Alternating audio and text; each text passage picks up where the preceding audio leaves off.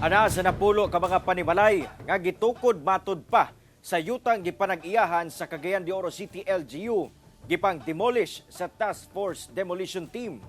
Ano yung report?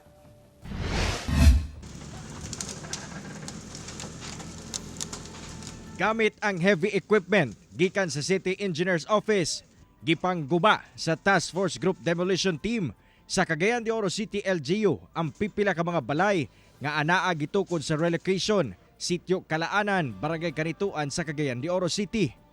Matod sa Task Force Demolition Team, amo mga istruktura ilegal nga gitukod sa mong yuta, sanglit giparag-iyahan kini sa lokal nga kagamhanan ug gamito na ang yuta alang sa mga proyekto sa LGU. Ang ubang residente iyahay na sa paghakot sa ilang mga gamit aron maluwas una pa man kini maguba. Samtang ang uban mihangyo sa lokal nga kagamhanan nga tagaan una sila og usa ka semana nga makapanghipos sa ilang gamit. In fact, kanang itong makita diya karon nga nanay kamulo og simento, mao man na siyang phase 4 na ni siya. No, nay mga dalan diya nga dili ka human tungod kay nay mga balay. So natagaan na ni sila mga notices and mo natong gikondak karon naagisad sa tabang sa barangay council. Apan ang usa ka pamilya sa lugar mipalag tungod ilaha kuno ang luna nga gitukuran sa ilang balay nga gipamana pa sa ilang katigulangan.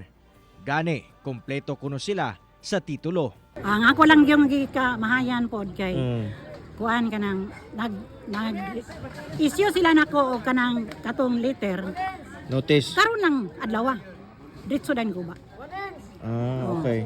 Dili sa dan ko ba? Di sa prior. Dili prior. Wala may tagayo prior nga kanang notice. Karon paghatag ang prior ang notice, guba ditso.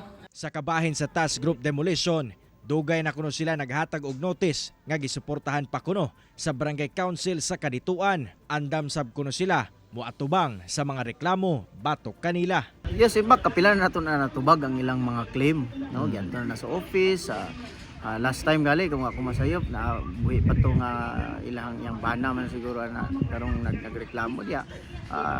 Nakasuhan pa mga litong physical injuries kay lagi diya sa pag-demolish nato iyang gipugngan ang mga demolition team na uban nga samad etc. Bisan pa man sa bangi sa duha ka grupo, nagpadayon gyapon ang operasyon sa LGU. Apan una kini matapos, ilang gitabangan ang usa ka magbanay nga mahakot ang ilang mga gamit o gikarga sa dump truck aron mahatod sa ilang kabalhinan. Kauban si Makoy Sempron sa kamera. Ako si Cyril Chavez para sa One Mindanao